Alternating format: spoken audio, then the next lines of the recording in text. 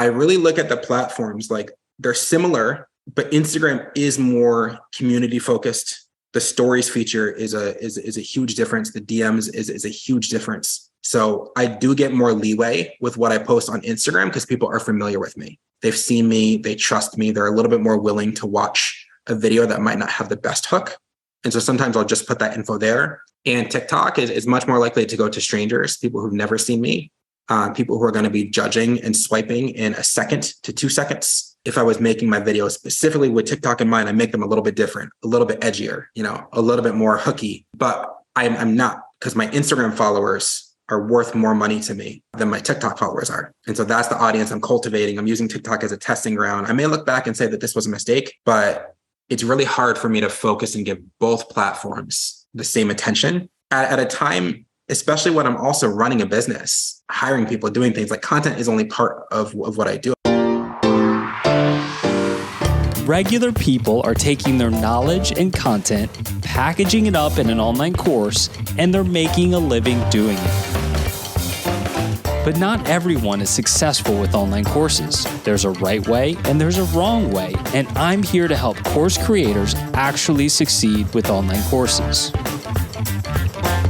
Hi, I'm Jacques Hopkins, and this is the Online Course Show.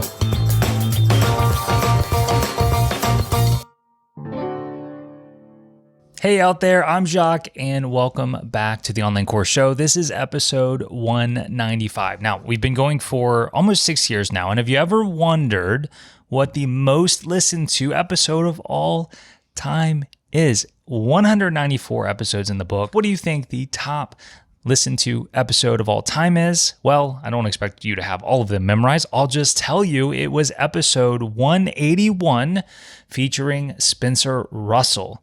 Many of you maybe remember that name. I bring him up quite a bit because I'm very inspired by him and his story.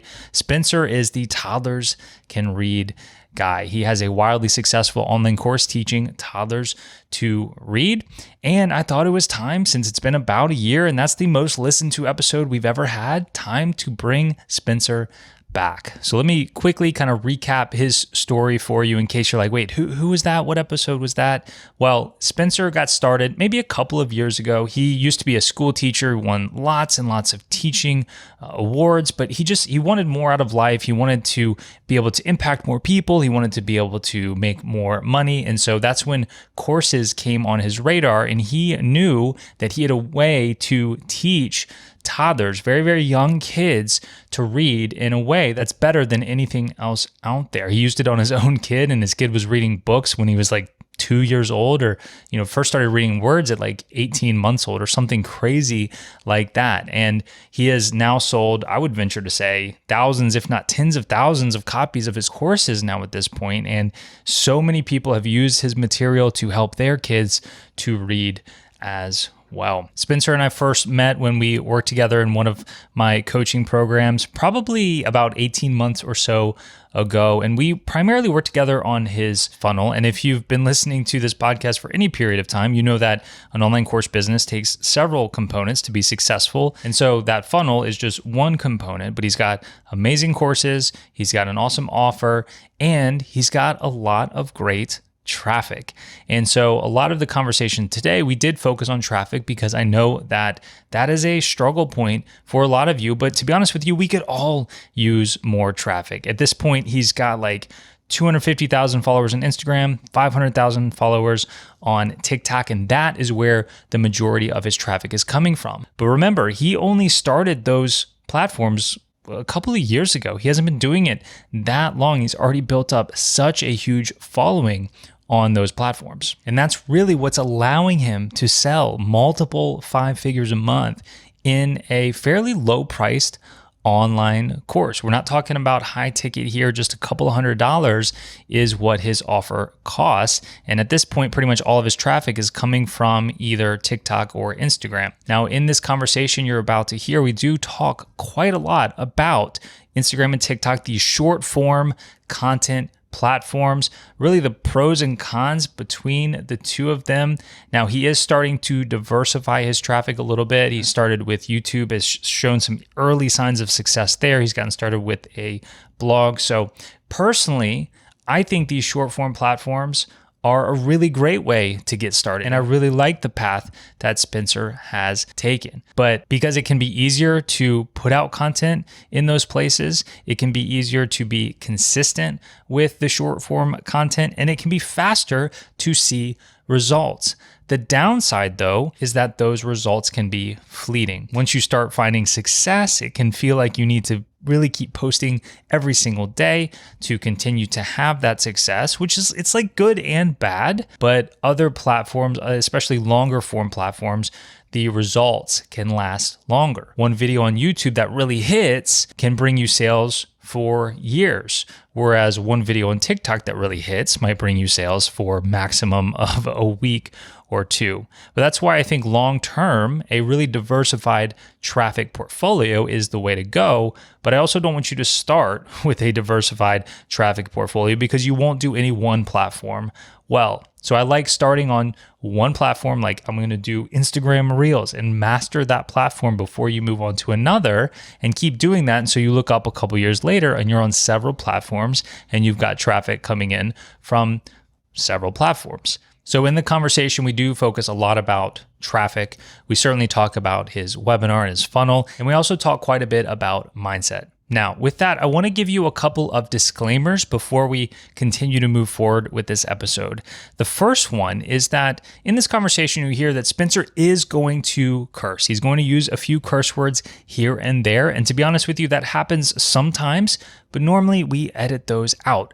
And the reason is not because I'm just like a total square. It's because I've always thought that we should keep this podcast fairly PG so that it doesn't really matter what environment you're listening to it in.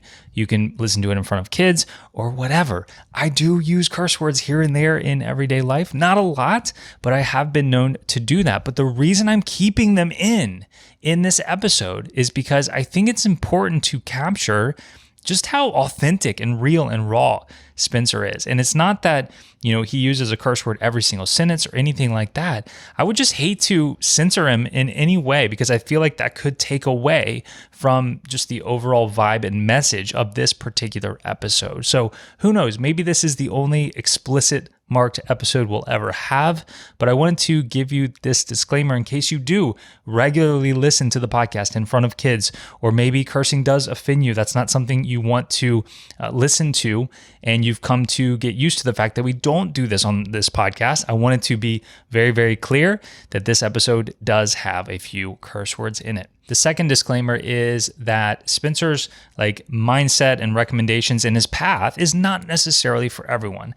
Now, I think that a lot of you will be truly inspired by the things that he has to say and his approach to a lot of things. I know that because I heard from you after the last episode, but I also know that it's not for everybody either. His approach to a lot of things is very intense. He's a very intense guy, but he's also a very passionate guy, very authentic guy as well. So I think that his recommendations, like I said, are not necessarily for everybody. To be honest with you, some of it may even rub some of you the wrong way to an extent. But at the very least, I think we can all agree on his authenticity and passion and things like that. And I definitely think there's a lot of amazing and valuable takeaways for everybody here. And the last thing before we get into that full conversation is this episode is brought to you by Kajabi. So if you want to use what I would consider the very best platform for running an online course business, then you need to check out Kajabi. Normally, the free trial of Kajabi is only 14 days, but I'm going to give you a special link where you're going to get not only a full month free trial of Kajabi, but also you're going to get my course, my full course on how to set up and run your entire online course business in Kajabi. Because it's one thing to have a great piece of software, but if you don't really know how to use it, you don't really know how to set it up, then it's kind of worthless, right? So free month of Kajabi plus my entire course where I walk you through exactly how to set everything up and run an online course business in Kajabi. Head to everyclickkajabi.com. I love Kajabi because it does so much so well. You can have an entire website there, all your landing pages, all your offers. You can have your order forms there. You can, of course, put your courses there and memberships, and your community can be there. In fact, they just completely revamped how they do community, which is really, really cool. You can have a podcast there. Kajabi is where this very podcast is hosted, for example. So Kajabi is my go-to recommendation for the software to use to run an online course business, and there's no better way to take advantage of Kajabi than with this particular offer. Head to everyclickkajabi.com to get started with a 30-day free trial, plus get my course called Every Click Kajabi on how to set up and run your course business in Kajabi. Once again, that's everyclickkajabi.com. And so, you know who else is using Kajabi other than me and who loves it is Spencer Russell. So I've given you the disclaimers, I've given you the quick backstory, and I think it's time. I think it's time we play the full conversation. It's a good one. It's a little bit longer, but a lot of action-packed, great information. So without further ado, here's the full conversation between myself and Spencer Russell.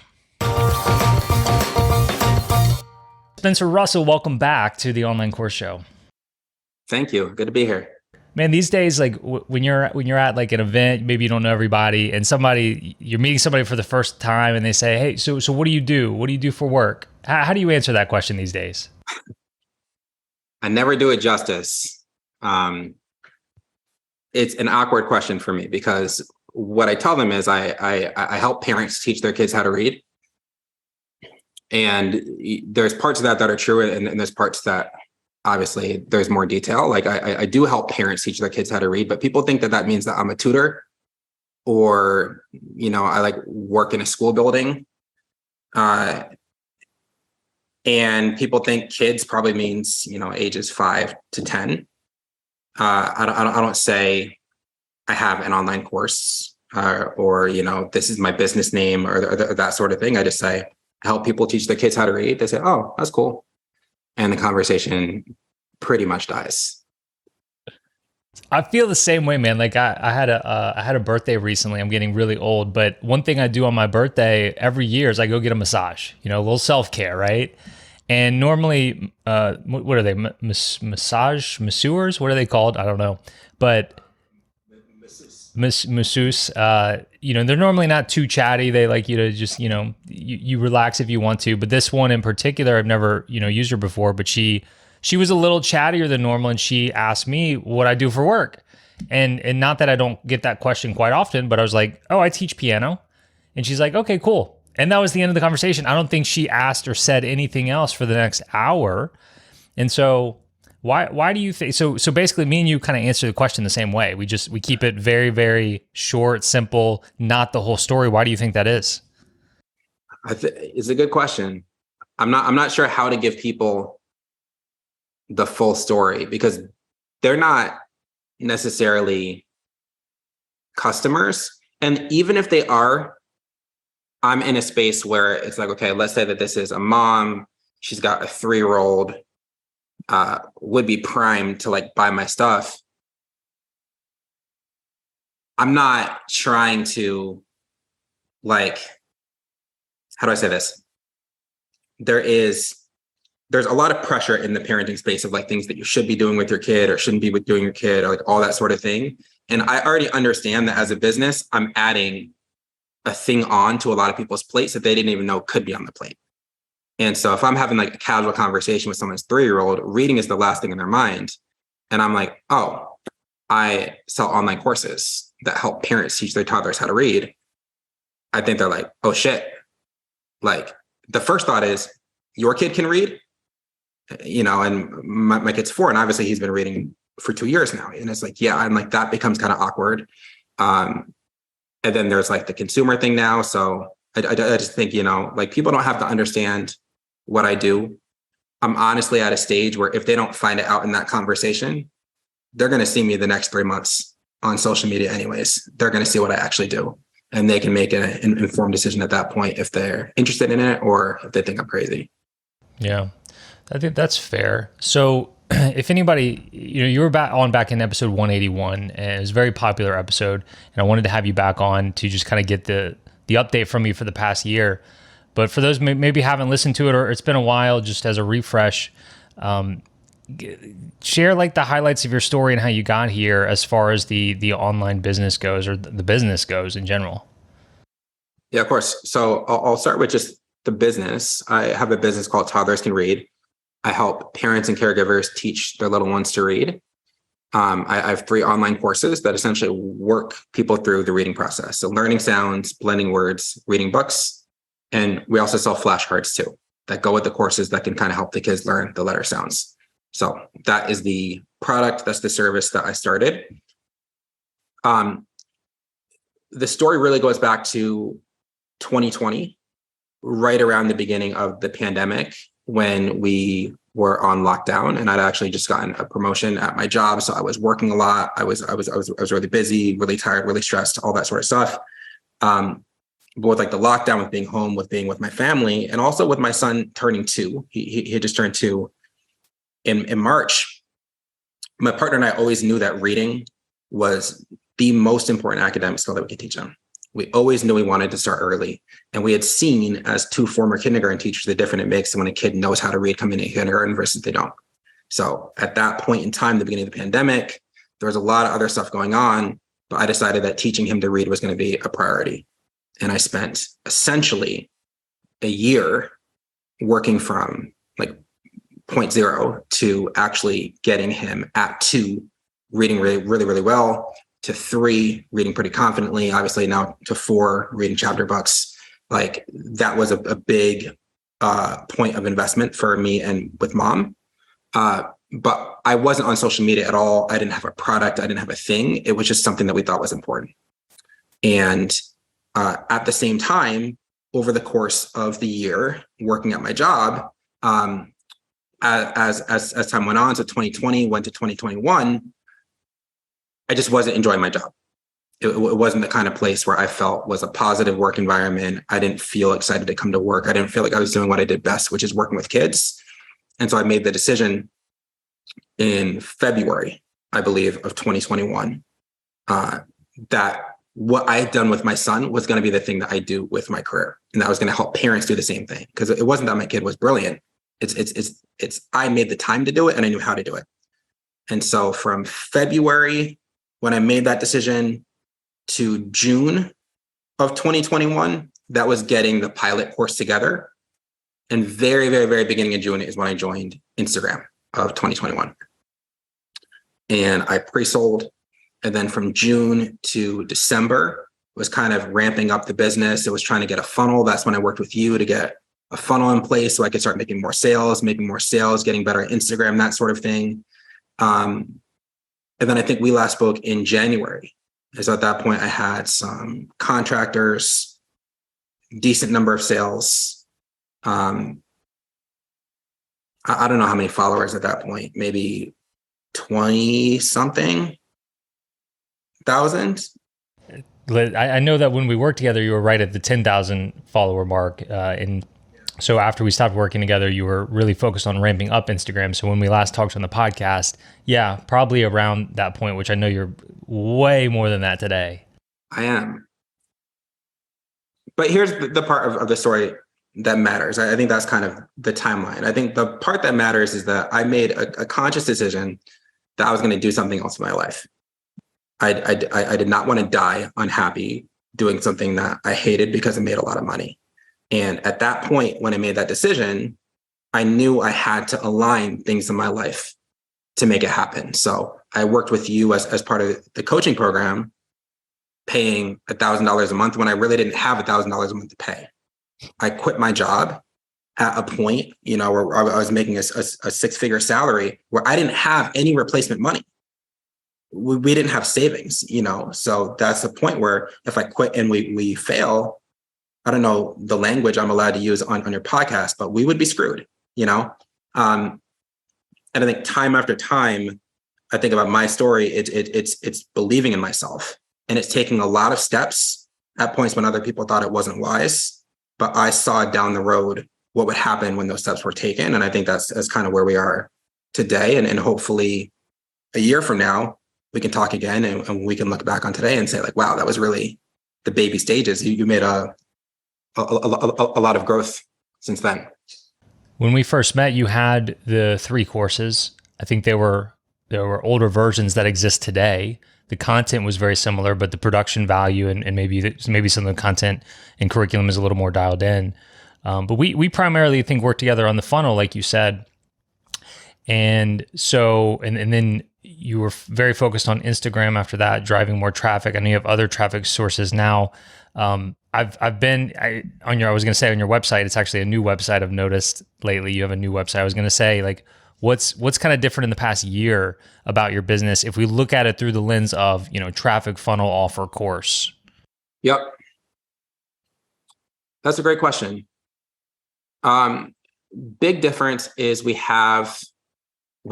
still rely on social media for traffic, but we are starting to diversify in the sense of, like, at that point last year, it was pretty much just the Instagram traffic.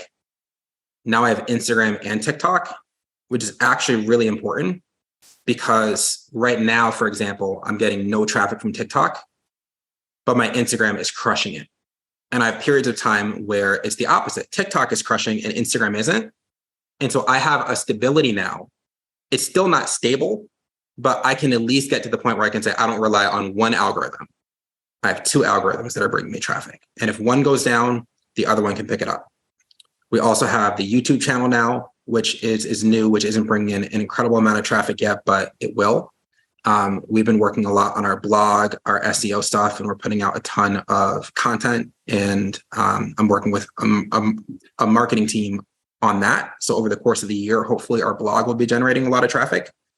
And we are starting to experiment with ads. It's marginal, it's fractional. If anything, we're probably losing money on this now, but just kind of learning how to do ads, building our audience, all of that sort of stuff. But the goal, and email marketing. That's brand new.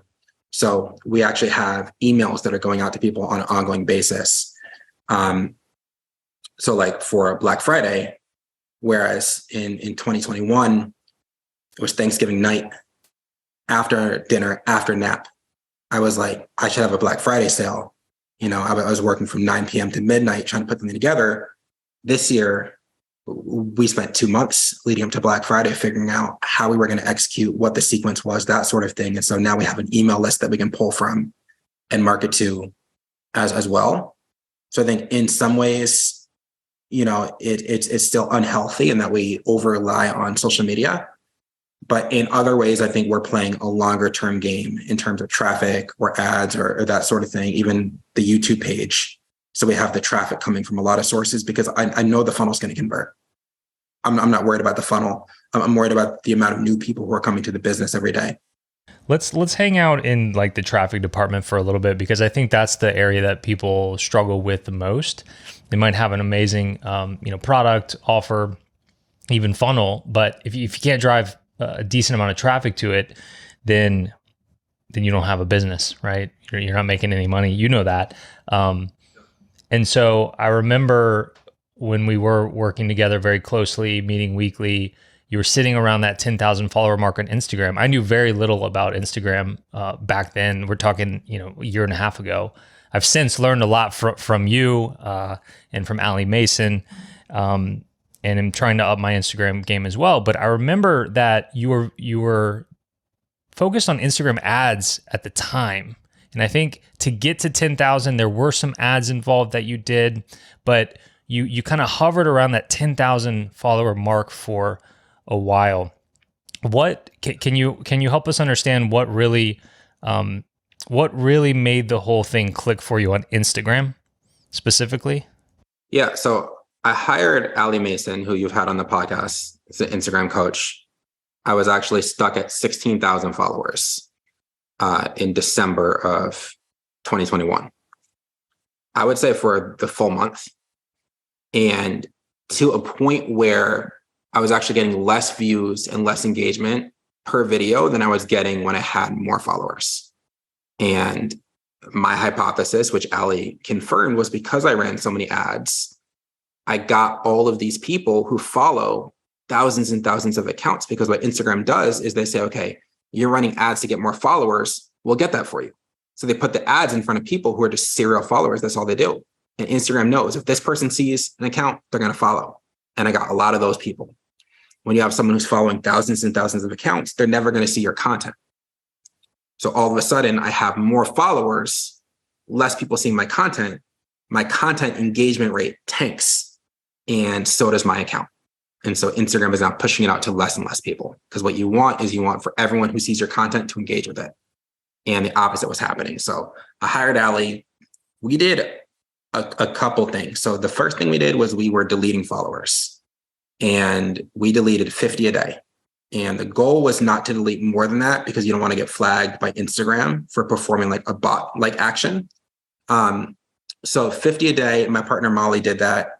And she would go in and we would, we had some criteria: no profile picture, follows more than 2,000 accounts, whatever, hits that profile, delete. And so we probably deleted a couple thousand followers over the course of like 2 months. The next thing was really focusing on value. And you and I also talked about this. We had a very frank discussion, because I was scared to start the YouTube page, because I was like, what will I give on YouTube that's not in my course? And you told me you can't be afraid to give value. Like, people will see it, and it's how the course organizes it. It's the fact that it's step by step. It's all the other things that make the course special. And so I think I had been afraid on Instagram too of providing too much, of giving away too much stuff. But the shift from really like what's a pretty graphic, like what looks good and what gets a lot of like likes because it's visually appealing for like all the moms who follow me, to what is the content people need to hear and how simply can I explain it, was the big thing. That's when videos start going viral, because people see it and they can feel the energy. They see, oh, this guy gets it. He knows what to do. He's explaining it in a way that I understand. And we didn't run ads for pretty much all of 2022. Like, when the count was growing and it exploding, the growth happened from going viral again and again and again.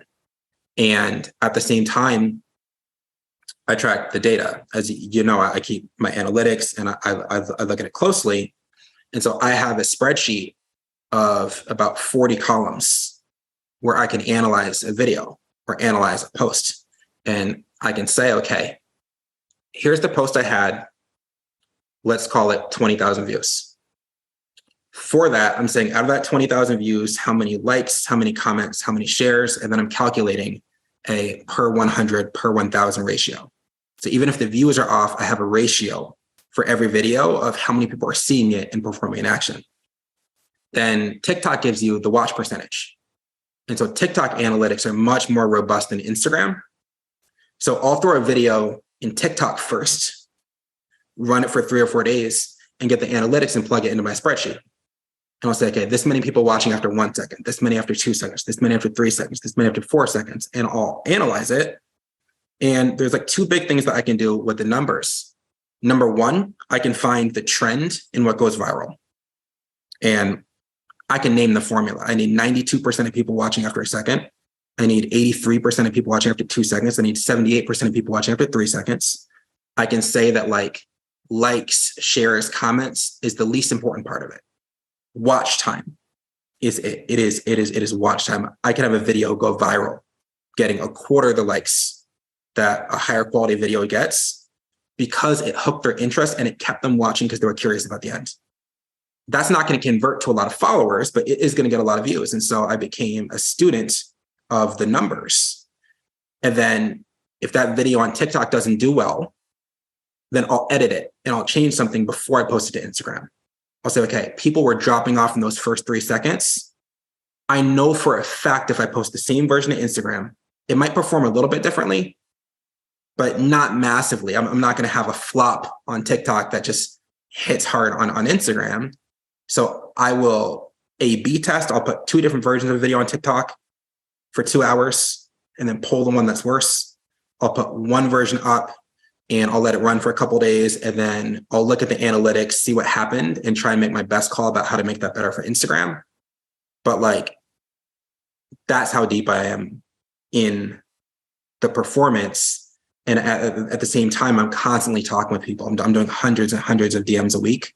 So I've also got like a pretty tight pulse on like what people are looking for, what they're responding to, how content is playing, and when to kind of push on something and when to back off.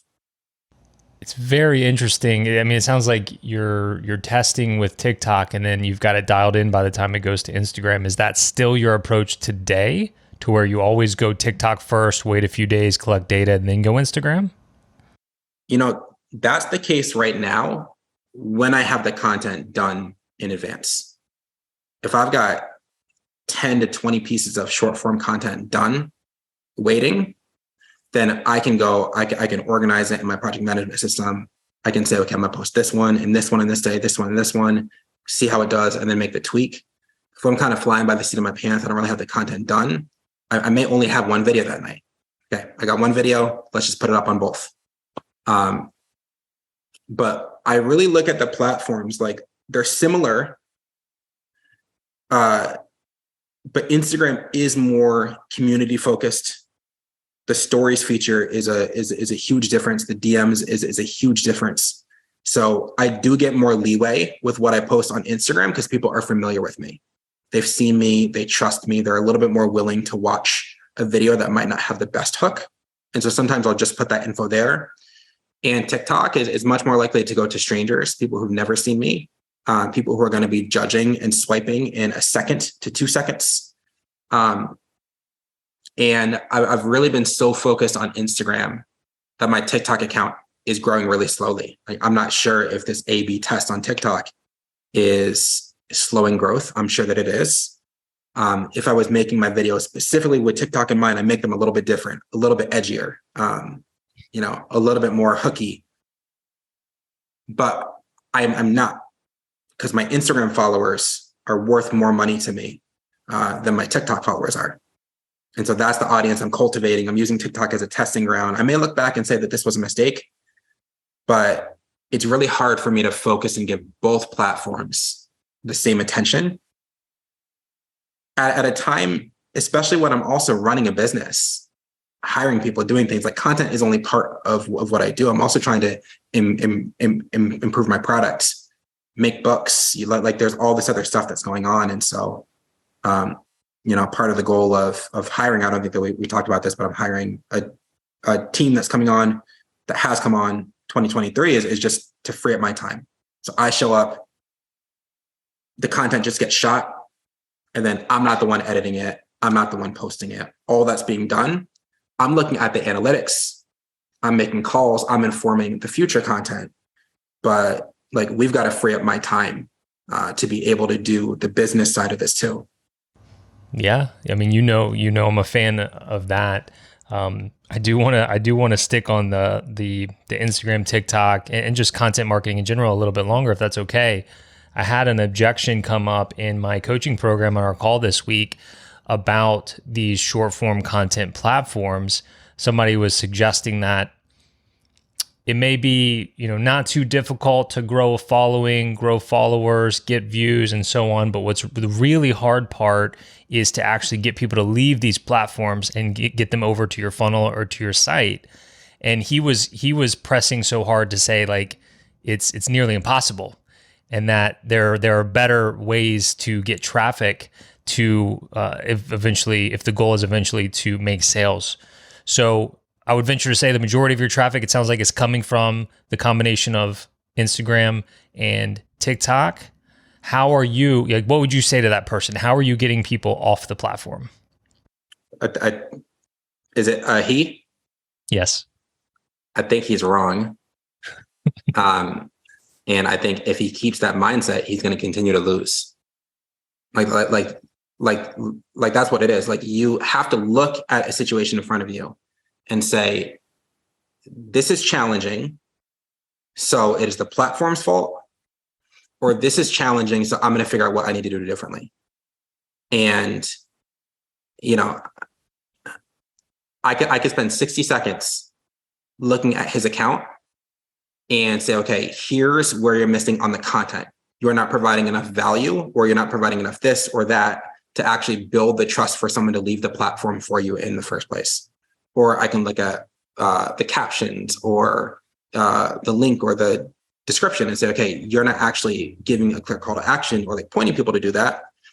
But like most likely it's the stories, and it is not actually pushing people in the stories off of the platform in a way where they feel like it's going to be a benefit to them. And I think one of the biggest mistakes people make is people assume that because the thing that we have to sell is valuable, people are going to want it. But that's not true. Like even with like people launching products, I see this all the time on Instagram. Someone will be like, oh, new course, new membership, new this, new that. And it's like, okay, yeah, that thing is for the person receiving it, but the person receiving it doesn't care. They don't care that you did a new thing, that you launched a new thing. They still hear that as something for you, not for them. And so you need to look to him, especially at your stories and the number of people who are watching each slide. And so I keep the analytics here too. And I know that the difference between a bad story and a good story for me, a bad one, 4,000 people see it. A good one, 24,000 people see it. And that might take an hour. It might take 2 hours. But if I take 2 hours and I think of the right sequence of these 4 slides, and on slide 3 and on slide 4, I just have a kick-ass call to action. And I break down exactly how this is going to help you, exactly how this is going to serve you. And I have 5 times the number of people seeing it. I can get people in my funnel. But most people aren't at the point where they're able to analyze the data like that. They're not able to structure it like that. They're not able to see, oh, this person is selling on Instagram. What are they doing differently? But when you enter Instagram from a business perspective, you're following accounts who are crushing it.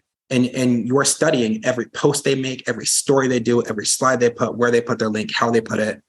I have data on literally like a link in my, like if I post a link in my stories, I want people to click. I have data on which words are doing better. You know, like people are more likely to click this word than that word.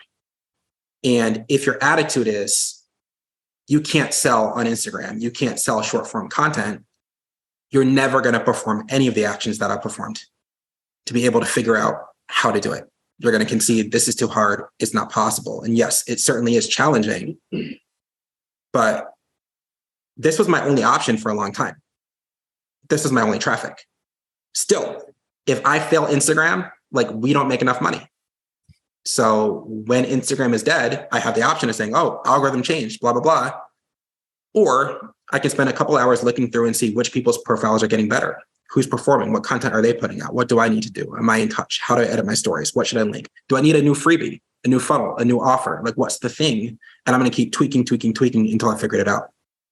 You were very focused on stories with that answer. Is that the key here? And I assume you're talking about actual Instagram stories and not just telling a story. Is that the key to getting people off? You can't do that with just the reels and the posts?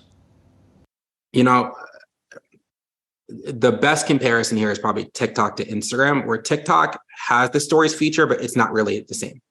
Oh, I didn't even know if it had this. It shows how much I know about TikTok. Yeah, it's just not the same. I don't use it at all. Like it essentially pops up almost like the same way a post would, and you have to kind of go out of your way to watch it. Whereas Instagram puts the stories right at the top. Instagram wants you to be watching people's stories and engaging them. So the stories really matters, because when you look at the interface, when you log in the top, there's only like 4 or 5 little profiles that you see stories from. And past that, you have to swipe to see more. Those 4 or 5 that you see are the people who are interacting with the most, the people whose stories you're spending the most time on, the people who you message the most, that sort of thing. And so if I'm not showing up on people's first 4 or 5, I have no guarantee that they're going to swipe through and get to me. I have no guarantee that they're going to click through and watch all 100 or 1,000 people that they follow and get to me. But when I post a story that hits, like the biggest ones that hits are personal ones. So the first time I cracked this code, it was like I was cooking with Hamilton. It was like a guess what I'm making. And at that point, I didn't have as many followers now. Like 16,000 people saw that story. And the data that Instagram is getting is this is a really good story from Spencer, and it's bumping me further left on people's feed. So now people who followed me months ago because they like to post but haven't thought about me since, I am now what they see when they log in. Now they're clicking my story, they're going through, they're typing something in the question box, they're visiting my profile, they're seeing all the other content I've seen, they see my link. If I've got the story sequenced correctly, I've got personal content, link, call to action, personal content, right? I've got some kind of strategy to get them to click that link, and I'm putting it in front of more people. But with just the profile alone, someone's looking at your content, you have to bank on them to do a lot of moves. You got to bank on them to watch like the full post or read it, to read your caption, which then points them to your link, and then to click that link when now they're looking at a bunch of other stuff on the screen too that could distract them. But when my story is up and it says, hey, I just made this thing for you, or it's me talking, and I will break, that fourth wall and say, look, I get that you don't want to leave Instagram, but I understand you like my 10-second stuff. I have better stuff for you. It's going to require a click, but I promise I'm not going to waste your time. So stories to me, I could go this next week without posting anything, be really strategic in my stories, and get sales. And if I flip it, I can go the next week, not posting in stories, only post content, and the sales would drop. But if I'm not posting content too, then eventually the stories lose their value because people know, oh, I go to Spencer's profile, there's never anything new. Or people never go from my content to my stories, which happens too. I see this awesome piece of content, let me click in and see what's happening. So you need both. But my opinion is my content is to get followers, to build trust, to build credibility, to get people in the orbit, and hopefully to go viral. I always want that to happen, but that's the purpose of my content.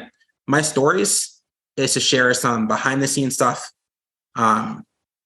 It's only like, quote unquote, like the super fans or the super followers who watch. It's a very small percentage to give you a piece of my life, who I am, what I do, but it's all strategic because ultimately I'm not on Instagram to make friends. I'm not on Instagram for like validation as a human because I need someone to like my stuff to feel good about myself. I'm on Instagram to support my family. So I am going to make the sale to people who have spent the time watching my content, watching my stories. I've built that trust with through my content. So together, but yeah, I'm selling in stories predominantly. That's interesting. You inspired me to, do better with Instagram and have upped my Instagram Reels game. But the importance of the story piece is a little newer for me. So it's very, very interesting that, to the guy's point that I asked you about 5 or 10 minutes ago, maybe if he's not doing the story piece like you're suggesting, then maybe that is the case where it's hard to get people off. Because when I think about the algorithm and the company, Meta running Instagram and TikTok, and their goals are to keep their users on those platforms probably as long as possible.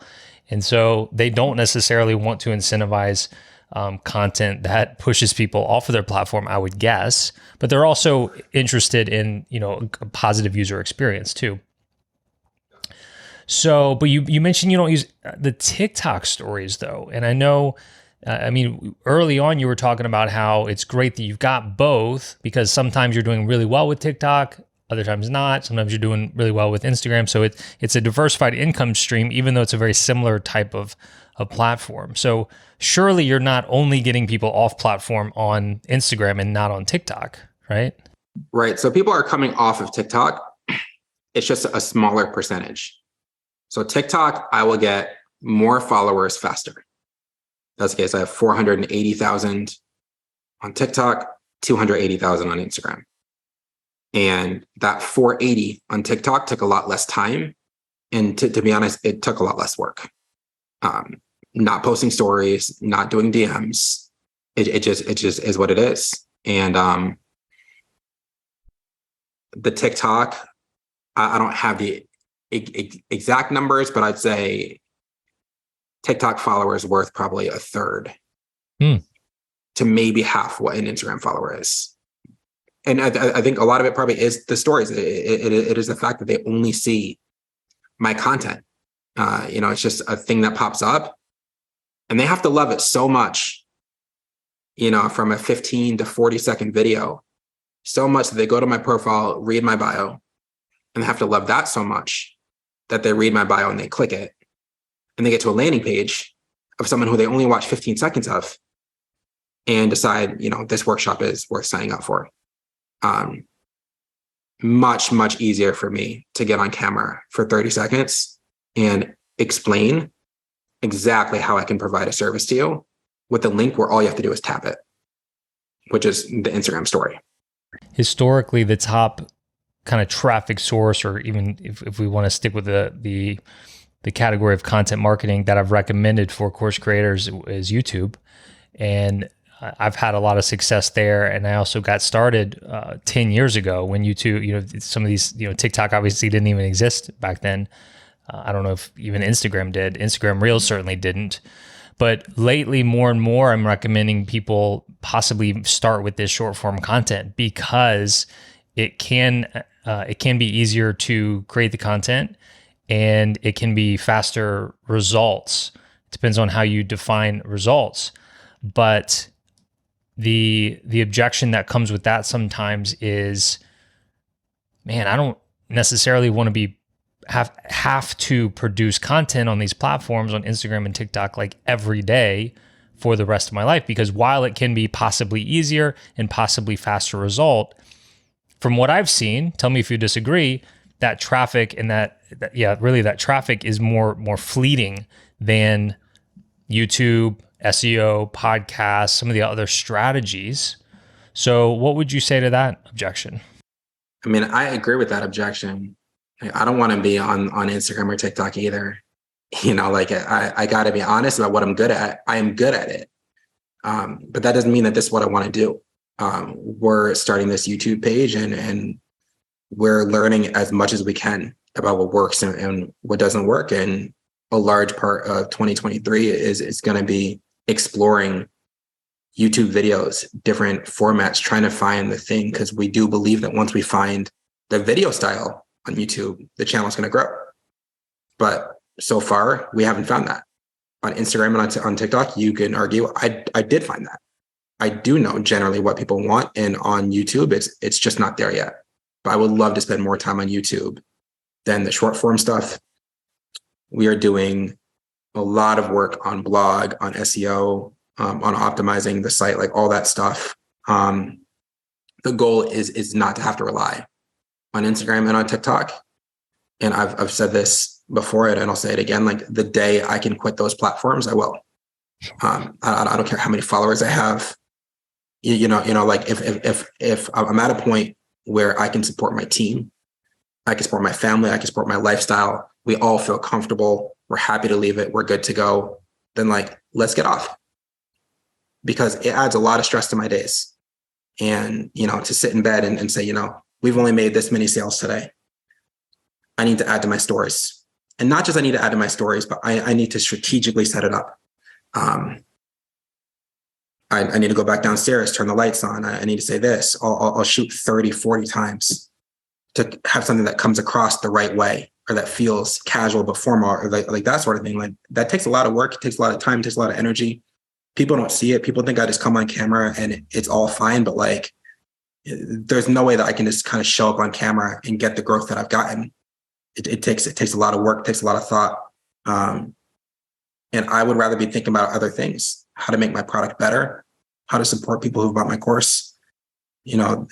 Social media is not just, I've got the information that's going to help you, but how do I package it in a way where you're still going to be watching after 2 seconds? And that's really hard.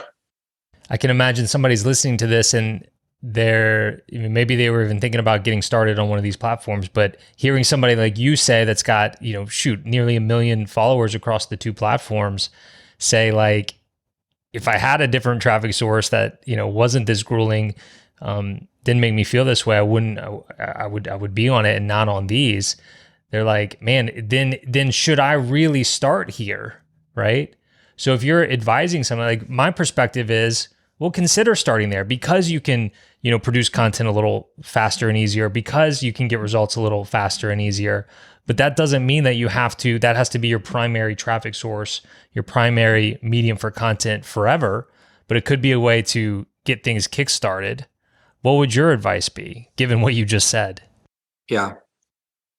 I think that you need to start with something like Instagram or TikTok.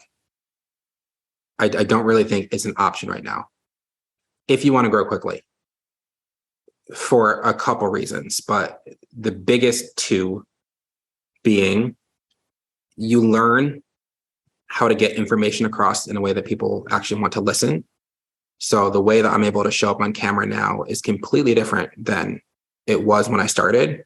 I have videos on my phone when I first had the idea of the business, 3 or 4 months before I was ever on social media, of me just practicing for YouTube. Because I'm going to launch a YouTube channel. So every night I just set up my phone downstairs and I would practice talking, and the videos are horrendous. Like I wasn't good at this at all. But when you're being judged on 3 seconds of a video, when your livelihood and income is dependent on how good you are on camera, how clearly you explain things, I think it forces you to get crisp. It forces you to get better. And I have no doubt that helps me with longer form stuff. It helps me with when I'm recording the course or shooting YouTube videos. And the other reason is because it puts you in like immediate contact with your audience. And so you have DMs and messages and all this other learning that you're doing. And a lot of that has informed my course too. So there's questions that people ask based on my content that I would never think someone would be confused about, but they are. And I only know that because I've been putting out a ton of content and they've been responding. So even if I get rid of Instagram or TikTok, which transparently I don't think is going to happen, but if I could, I would. I've learned so much from it that the only reason I could get rid of it is from what I learned from it. Like I can't be making the sales that I made without that learning. I can't launch the YouTube channel I'm going to launch without that learning. I can't have the courses or the audience without that learning. So, I think if someone is listening and they are worried about getting into, let's call it Instagram. I think Instagram is probably a better place to start than TikTok, unless you do both. But if they're starting Instagram, or maybe they've just recently started an Instagram, there's probably a lot of people that have an Instagram account, but it's not really growing and not really getting a lot of followers. You need to keep putting out content continuously. You need to get in a habit of it, because it's not about the content you're putting out now. It's about what you learn from putting it out to be able to put out better content in the future. And you're never going to get better at content unless you're doing it. That's the only way. Only way to is through. So you got to be putting out content. And the other thing is, like, you have to be yourself.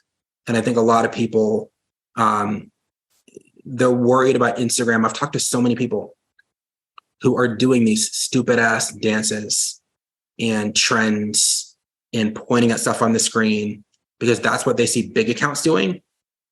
And half of their anxiety is, starting the business, recording the content, whatever. Half their anxiety is faking and pretending to be someone else. And so you've got to get rid of that altogether. You got to come as yourself, because people can see through that shit.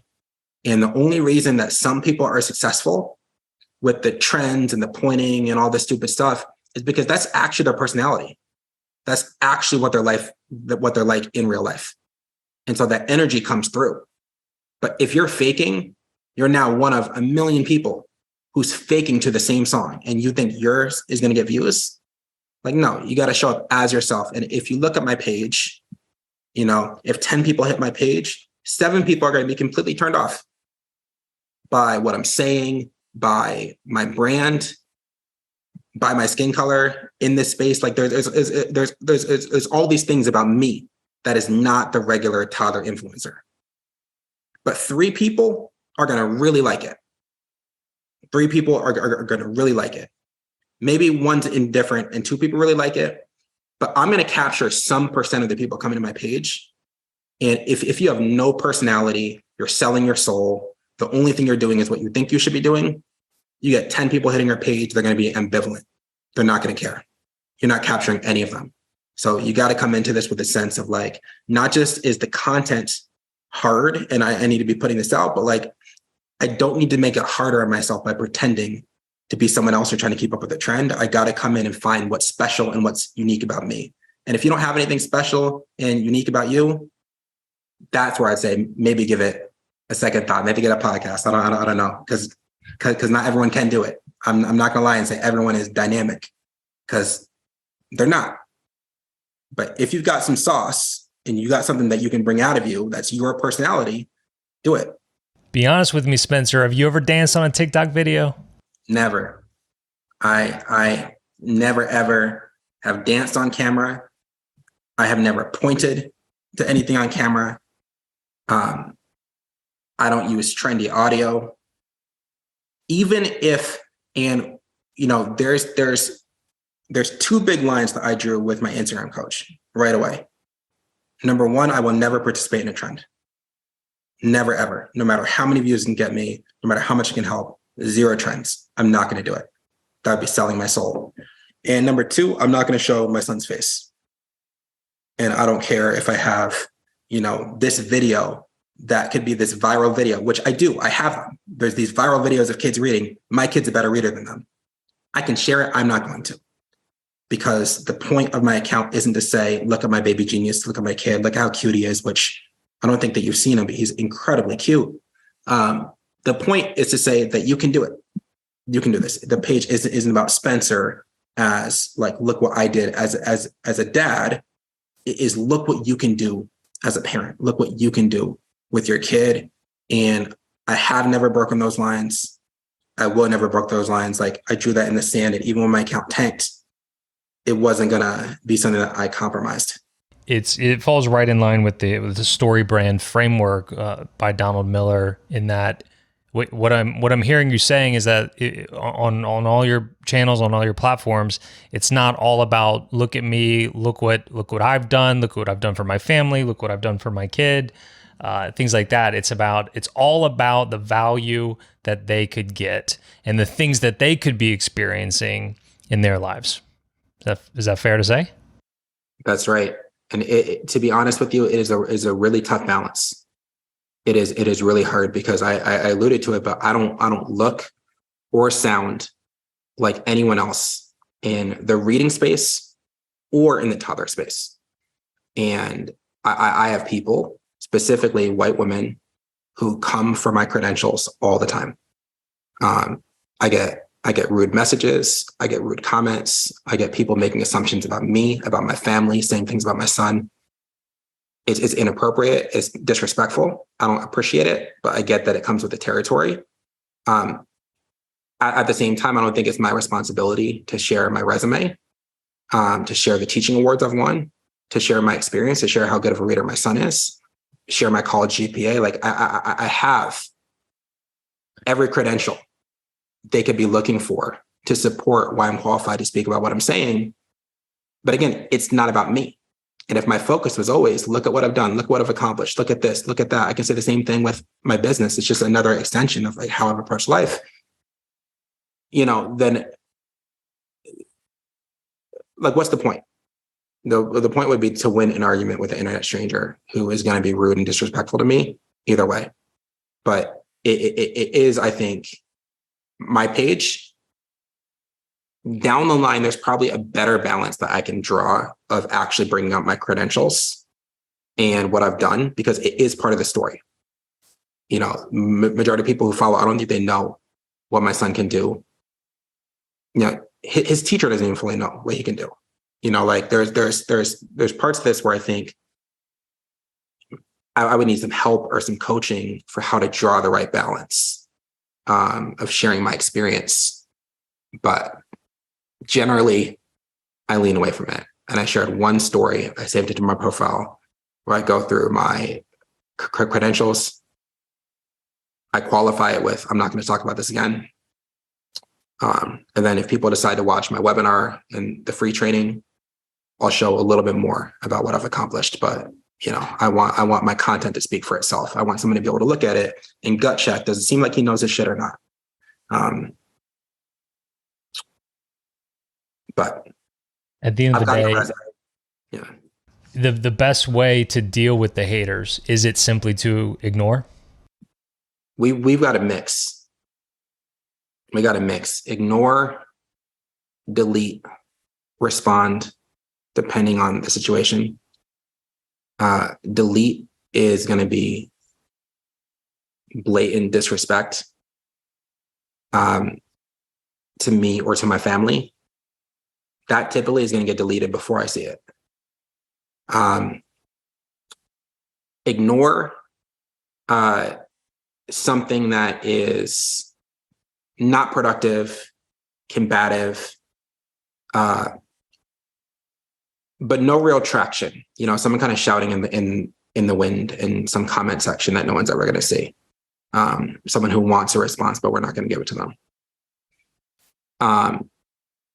Respond if it is visible. People see it, people are responding, other people are seeing it, and it requires something, especially if it is discrediting in a way that can diminish my respect and my credibility with my following. And it's a tough balance to know when to do what. It's not perfect. We've definitely made mistakes. We made mistakes even this last month with what we responded to and when, and kind of starting some things up. But ultimately,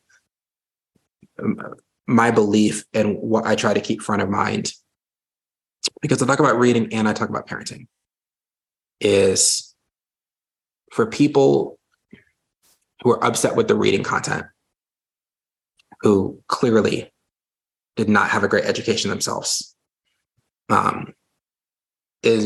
wish I was your reading teacher. Like, that's the lens I take in my head when I think about it. Is like I'm actually sorry that you didn't have me as a teacher, because I would have taken better care of you.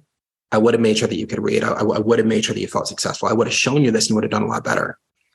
My approach with parents is the same way. Like these parents who are complaining about their kids, who are complaining about their lives, who are constantly miserable, constantly sad, and then take it out on me when I tell them that they could be better, is like, I wish I was your parent. Not in like a bad way. This is going to sound the wrong way on like the podcast, but like the way that my partner and I parent is very, very intentional. Every choice we make is on purpose. We've built a loving, trusting, safe environment where our son has grown up nothing but loved and cared for and respected. He's never heard a negative word about himself from us. He has an appropriate self-esteem. He can respond to feedback. He has good discipline. He's a hard worker. He's incredibly academically advanced. He's a nice kid. I love my kid. I love him so much. My kid is not going to grow up into an internet troll commenting on other people's Instagram posts. I know that for 100% certain. He's not. And so for people who spend their time and energy upset with me in my comment sections, trying to go back and forth, stirring stuff up, calling people names, it's like, I wish you could have experienced what I'm trying to help you provide. I can't. So that's outside of my control. And not in a mean way, but I genuinely wish someone's situation was better, because it's not a happy life that leads to those behaviors online. I like the way you approach it in terms of, here's the criteria for delete, here's the criteria for ignore, and then here's the criteria for actually responding. And I like that it's basically, if it's in a public setting, and I didn't really compartmentalize it like that, but we take a similar approach. And when it is public facing, we usually go for the approach of kill them with kindness type situation. Like, sorry the way you feel that way, but whatever. On the flip side, I'd imagine with the level of success you have, obviously you know what you're talking about, and have helped so many people all over with this stuff. I imagine the positive comments are vastly higher in number than the negative comments. We try to collect and save the positive comments, whether it's an official testimonial somewhere or just somewhere on social media. And sometimes if for some reason there's a higher amount of trolls or haters, I'll make sure to always look back at the vastly higher number of positive comments. What do you do? What are you doing with the positive things people are saying? And like, truly, how does it make you feel when you see the positive comments? I'm going to give you a very honest answer. And I apologize to anyone who follows me and really likes me, who is listening, which is like a lot of it just kind of goes to the background. Like there's such a high volume of positive comments that we've kind of gotten used to it and we assume it. And the negative ones stand out that much more. And I hate that that's the case, but it is. I can read through 100 positive comments, 100 DMs, and I get that one negative comment. And I'm just like, how do I respond? What do I do? What do I say? Especially because that comment is rarely fair. I have no problem with appropriate criticism, but when it's something that's unfair, untrue, oftentimes posted in a public space, that's just where my energy goes.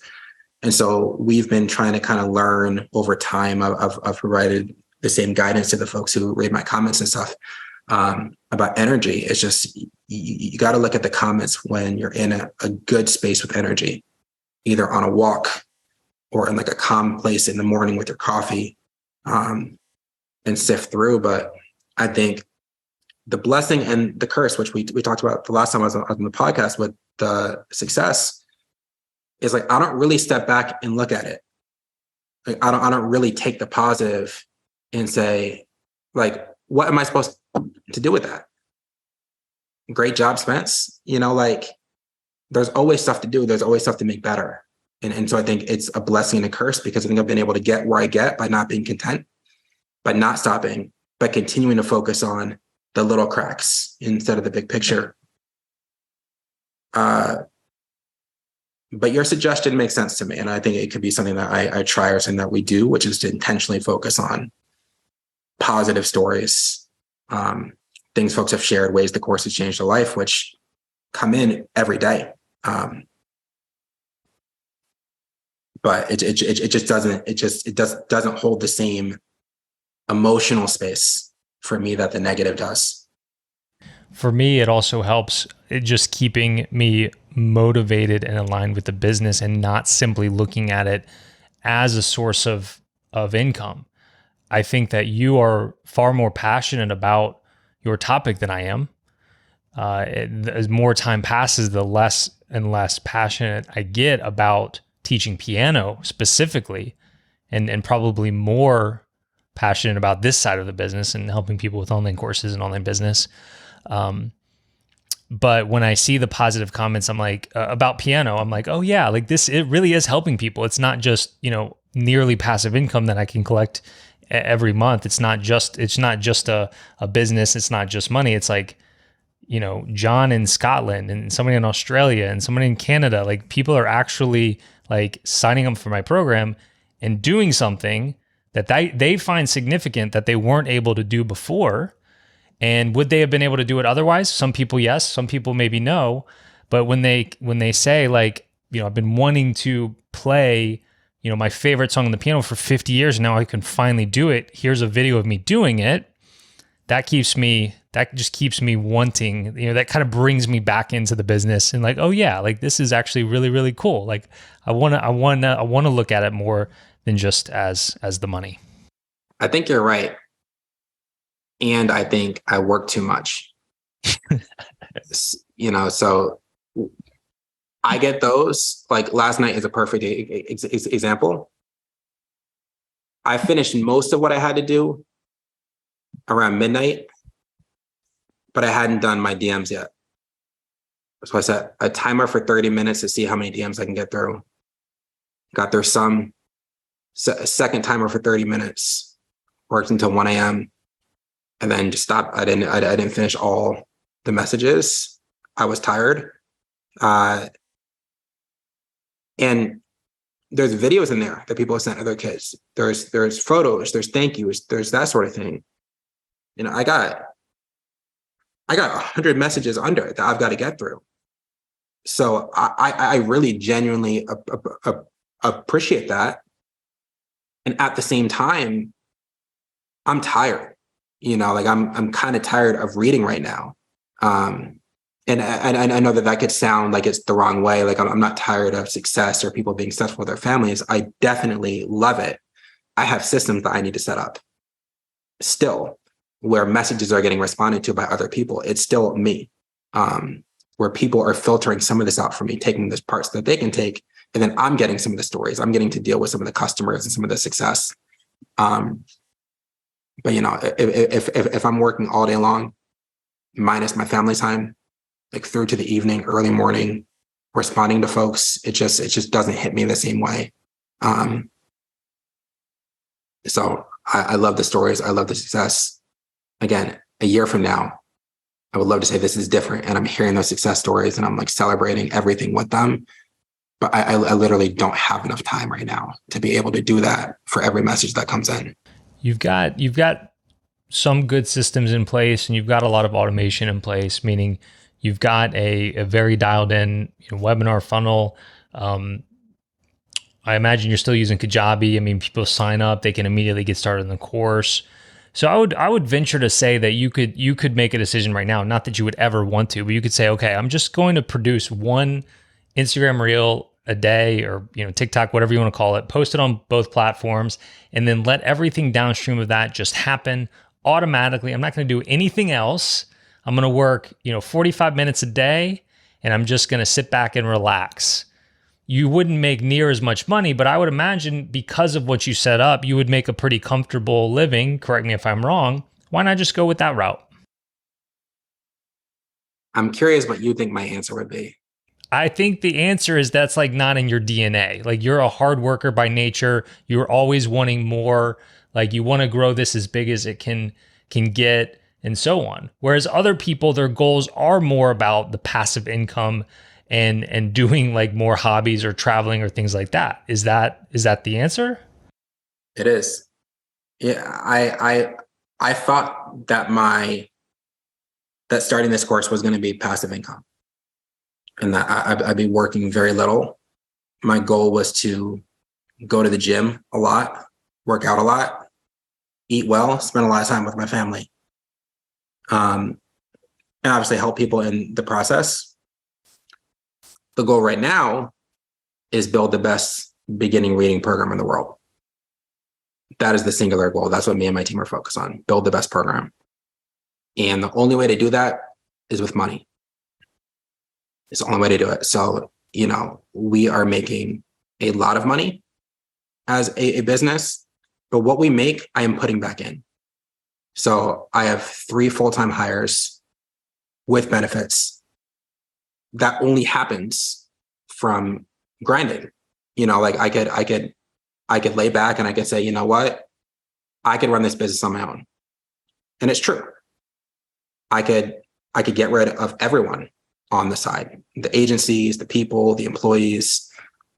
I could do it. I would have lower quality content, less consistently. I would miss messages. I wouldn't have the fastest customer service time. I might cut the flashcards.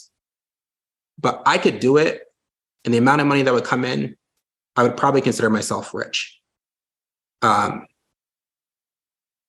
that's a shitty product, bad customer service from families who really need something better. Like they really need something better.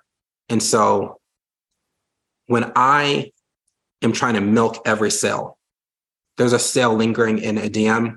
It's not going to linger very long. I'm getting in there. I'm getting it done, because we need that money, because I'm paying a team. I'm supporting people's lives, and my own and my family. And that extra money, let's say 20,000 extra in a month, I can put that towards something. I can buy a warehouse so we can house the flashcards. We can hire someone to run our ads. We can do all this other stuff.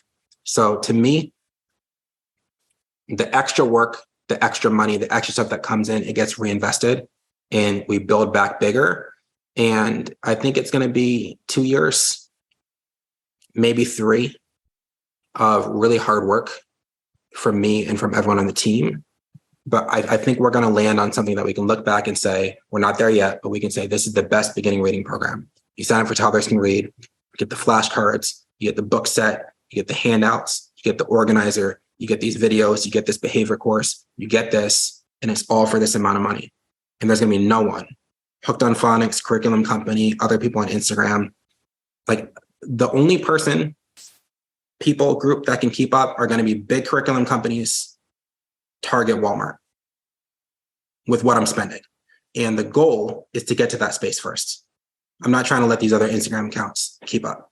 The goal is to get there first. And if I hang my hat and say, you know what, I've created a successful funnel, the business is good enough, like someone's going to come who actually cares, and they're going to take that space. Just like I took it away from Jim Yang, who was the guy on Google who had this little funnel for a long time, children learning reading program. I don't know if Jim is listening, but Jim, you stopped working. Jim stopped grinding. I saw Jim shit 10 years ago. It's the same thing today. And let's not tell Jim, my kid's a better reader too. But Jim stopped working. We're not going to. That's the difference. There's no end to this until it's done. Job's not over when we're tired. Job's over when we're finished. But here's the thing. If Jim has a significantly different vision than you have, and he has made that vision for his life a reality, whatever that looks like, then that's okay, right? Don't you think? That's Jim. That's Jim. And I feel like you're somewhat speaking to me as well. Like, you know, there's elements of my funnel for Piano in 21 Days that are like 6 or 7 years old. Like there's video, like I've been in this house, in this studio for almost 6 years. And there are videos in my funnel where I'm in my last house. Because I don't work as hard as you, man. I don't, but my vision is not the same as yours. And I think one of the most important things that I know that I can ever do is make sure I am on top of what my vision actually is for what I want and setting things up appropriately to get there. It sounds like you have absolutely done that, but my vision is not the same as yours. And you know, most people listening to this, their vision is not the same as yours. It's not the same as mine. Everybody's got their own unique vision. And I am way more on the side of, you know, let this make enough money to, you know, help my family live comfortably without having to work too much. But also, you know, when I do work, it's work that I love, and I'm talking to people that I want to be talking to and helping people that I want to be helping to. Man, I just don't grind as much as you do, for sure. And we renovated our house. We added on to our house. We had to move out for 10 months last year. And during those 10 months, man, I don't think on average, I probably didn't work more than 4 hours a week. It's because of systems and things and grind that I had put in the past, but you know, I was okay with that. And I was okay because I did a lot of the things around the house myself and whatnot. But I think it is important to understand what it is you're trying to achieve and then align things appropriately. And so I know I'm not trying to be the very best online course, you know, consultant in the world. And I'm not trying to get as many clients as I possibly can get, you know? I'm good with doing my little podcast here, you know, maybe every couple of weeks, talking to really interesting people like you, have a select group of really awesome people in my coaching program. And for me, that's good enough, you know, but everybody's different. And it's really interesting hearing your perspective. I have follow-up questions for you, but I think the focus is me. Yeah, it really is. I think mine is a personality thing. I'm not going to say that I'm the best at everything, but I set my mind to certain things. And if I set my mind to it, I'm going to be the best at that thing. And I pick and choose my battles. It's part of being a competitive person. Like part of my personality type is like when you are very competitive, you choose not to do a lot of things because you know that you can't win them. And you just choose not to. You know, like icebreakers and things like that, and like friendly settings that people just kind of have fun. I don't have fun. I want to win them, and if I can't win them, I'm not going to compete. So when I chose this, this was going to be my career. There was only one option, and my first vision was make $1 million in 2022, which we did not do. but I think we made a lot more than we would have if I didn't have that vision and if I didn't really, really work hard towards it. So I have no shame in that. Worked really hard. You don't have to give exact numbers by any stretch, but I imagine you weren't that far off. Like you were pretty. It was a pretty good year.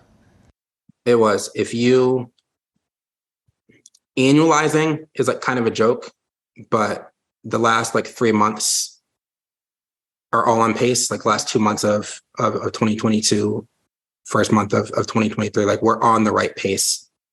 I've no doubt that we'll hit it this year, but it's part of the uncertainty of traffic and not knowing where it's coming from and hopefully kind of having it stabilized. But again, part of making that much money is the fact that I was putting it right back into other people, into other things. Like that's not money in my pocket. That is, let's make money and let's invest to make it bigger and better. And that's part of the trajectory.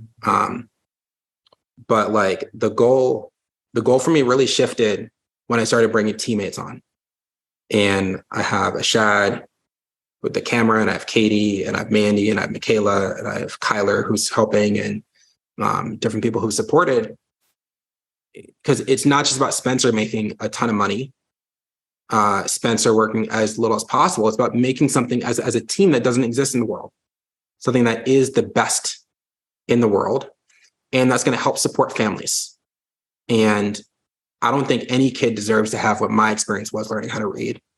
And my experience was still better than many kids was. Many kids is worse. Many kids never get better. Many kids never have an opportunity. And parents are desperate to teach their kids. They're desperate to help, whether homeschool or whether just a kid who's behind or a kid who's older. And, if it was a random business niche, I won't name anything specific, but like that might be one thing. We're talking about people's kids. So there is a business part of it. There's a personality part of it. But the product that is in our heads that people haven't seen yet, but in 2024 they'll see, that thing is going to make a very profound difference on literacy and on education in our country. I thoroughly believe that. And we're not going to rest until we've got it done. But yeah, you're right. It is all vision. It is what you want. My vision has already shifted. And it may shift again, but I don't think it will in the next 2 years. That's one thing I worked through with my coach a few months ago was the vision, because I had certain goals in place that I didn't even realize were not aligned with my vision. And I was trying to hit goals that weren't even necessary. And so I find that an interesting topic. And so if somebody's listening, just make sure you've thought about truly, like, where do you want your life to be in 1 year, 3 years, 5 years, something like that. And make sure you're not, doing things today that either undersell that vision or oversell that vision. It can go both ways. So if your program doesn't end up being the best in the world, what would happen for that not to happen? I would get canceled before it happens. That's one thing that's on all of our radar. I would get a little bit too comfortable on camera, and one of these trolls would stir something up and say, look what Spencer said, look what Spencer did, because the business is still built on me. So I think anytime you have a business that's built on an individual, anything about that individual could destroy the business. So I'm very careful about what I say, what I do, even in public, out and about. I never know who's there and who's watching. So anytime I'm literally out of my house or on camera, I'm very careful about what I say and what I do. I think the only other option, I could die. That'd be another way that we don't get there. So I should probably set up a succession plan so that we have something in place if that happens. And number 3 is like a big competitor, someone with lots and lots and lots of money, a big curriculum company or store decides to undercut and it essentially says, which they will at some point, they'll realize this is actually a market that was untapped. This was my blue ocean. I got here first. Well, Jim Yang got here and then I took the ocean. There's no one who's really doing what I was doing. And Ashad and I shot this Target back to school video where I was going through the Target section and talking about all the supplies. Target ran an ad, like when you type in like toddlers can read Target, like there was something where like their thing came up and like I didn't understand what it was, but someone in advertising was like, they actually chose to use your name in that search result so that their stuff would pop up. And it's like, that's like, oh, there's like something, we're on some kind of radar here. And the bigger that we grow, when we get to the point where I want us to get to, where we're trying to get to, like there's going to be a radar where someone is going to wise up and say, you know what, there's a market here. And Spence is really the only dude who's tapping it. Let's take it. And what's going to take me 2 years could take them 3 months. It's not going to be the same quality. They're not going to have had the thousands, tens of thousands of conversations I have. They don't have my knowledge. No one does. But they can make something bigger, faster, at a lower cost. And that is part of why we're moving fast here, is because we fully anticipate at any given point in time, someone could wise up and someone could compete. And I'm not worried about Instagram accounts. I'm not worried about TikTok accounts. I'm worried about big businesses. And our goal is to get there first. You mentioned needing a succession plan if something were to happen to you. I don't know if I've mentioned it on the podcast before, but what I do is I have a flash drive somewhere in my house. I'm not going to say where. That is for if something were to happen to me, my wife knows that, to access that flash drive, and it's on there as instructions on what to do with the business. Because she doesn't know. She doesn't know now. Nobody really knows what to do if something were to happen to me, but there is a plan in place. Probably should be. It's grim, but unexpected death is part of my story for starting the business. Is part of the impetus to quit my job and to do this while I have time. It's because you really don't know how much time you have. So I get that for sure. Let's go to a brighter topic next. Let's talk about webinars.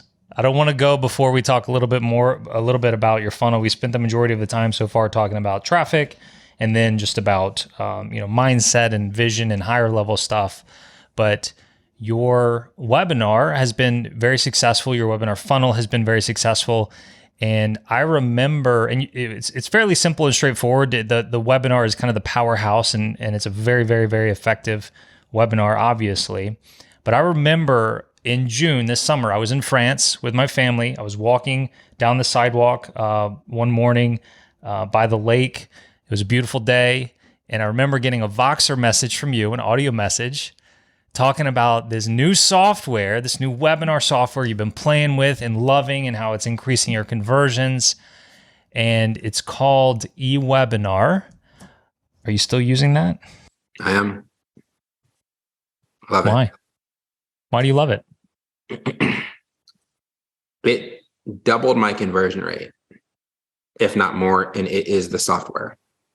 So the biggest thing that we get is we get live chat with people as they're watching. And there is a difference. I don't have the exact numbers or data on this, but I have enough people come in every day that I know the difference between when we're able to respond in the moment and when they get our autoresponder or they get something after the moment. And when we can chat with the parent in the moment, we are much, much, much more likely to get a sale. Not only that, we're also offering a lot of really good support for free. So my webinar is a lot of value. And I feel completely comfortable making a sale at the end because I know how much money I paid to shoot the webinar. I know how much money I pay per month for the webinar platform. I know how much money I pay to have someone operating the chat when I'm not able to, and how much time I spend operating the chat every night, every weekend at different points during the day. So we've put thousands and thousands and thousands of dollars into providing this free resource. And there really is nothing like it for parents to be able to show up, and for 30 minutes, you can get direct answers from me on any question you have. Tremendous amount of value. The polls, the interactions, all that stuff, it's fun. But for me, it's really the live chat. And I'm at a point where I feel confident answering anything. I have 100 questions or so that I know people are going to ask. I have answers ready to go. But past that, people can get into a really specific situation with their kid at school and something that's happening, and they can get an honest answer and perspective. And for that reason, there's a lot of trust built. Whether the purchase is made or not, I have a much higher likelihood of getting the purchase, or at minimum, helping a parent get through a tough time. Before you moved over to eWebinar, you had a similar webinar funnel, but it was more like the video on a page situation. Somebody opts in, video on a page. And so switching to eWebinar has increased conversion rate for a variety of reasons. I love the software. I've been using it for the OCG side of things. I haven't started using it for piano yet, but I would like to try it over there. I noticed that I remember walking, down the road by the lake in France that day, telling you that it sounded great, but the only thing that doesn't necessarily sound great is the fact that the software allows people to schedule a time when they're going to view something that's not necessarily live at that time. But what I loved about what you were saying is that in none of the other features pretended it was live like other software does. It doesn't have a fake amount of attendees. It doesn't have a fake chat. It's not like flashing live or anything like that. I love the software. But I did notice that, and I've noticed that lately it seems like you're not allowing people to do that anymore, and it's back to just an on-demand webinar, still using eWebinar. Do I have that right? And if so, why did you make that change? You do have that right. We made that change because we split tested what happens when this is available to schedule versus what happens when it's only available on demand. And we got enough data to be able to say more people attend and watch when it is only available in that moment than when it is a schedule or an on-demand. So when they schedule, for a lot of parents, it is more convenient to schedule because they have their kids with them or something's going on. They were just kind of scrolling Instagram and now they're on my site and they weren't planning on spending that time. So the scheduling is convenient. But from a business perspective, I make money based on how many people finish that webinar. If you finish that webinar, I get a % of the sales, and I am more likely to have someone finish the webinar if they're only able to watch it on demand. But people will ask, can I pause it? So yep, just click the screen. It'll pause for 24 hours. Can I come back and watch?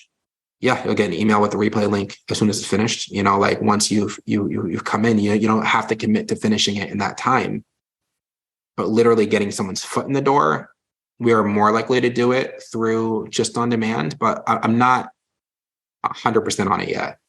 I think it's better for business. I don't know if I feel better about it because I do like allowing parents to schedule and to say, this is when it fits best in my time. Roughly how many people on average a day would you say are watching your webinar? I can give you a more specific answer.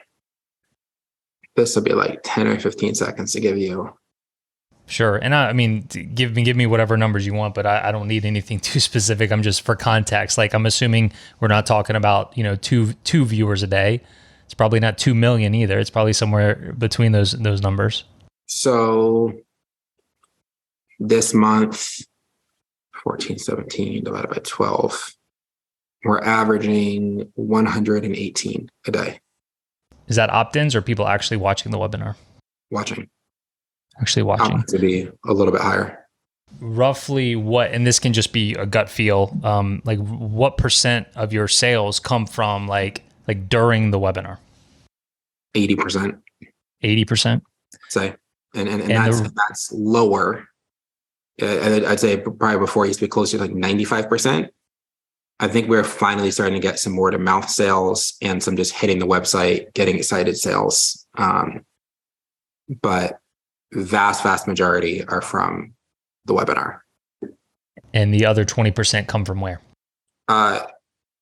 It will come from someone telling someone to do it, or it will come from days when I just nail my stories, my posts, my stories. I may just link directly to the courses and people will go and they'll buy. I could get you the exact number off air. I feel comfortable in this estimate because the majority of the sales come in at that discount from the webinar. So we can really track, okay, it was this many. But it has shifted to the point where we actually are getting non-webinar sales, which is really exciting. That's new. But vast majority, so that 118 per day, let's call it 100 to keep it even. 100 people show up, maybe half of them make it to the end. That half, so now half are seeing that sales pitch. Maybe 20% of those folks have interacted with us at some point. They've asked a question, gotten an answer, that sort of thing. Like those are the people who are hot. They're at the end of the training. They see the offer. They've chatted. We've answered their questions and given them attention. Been a lot of trust built. So that's where a lot of those sales comments from people who watch right away. They stay in the moment. They get their questions answered. They stay to the end. And then they hit the offer. And not to like toot my own horn, but when we shot this, I was locked in. Like every now and then I'm locked in.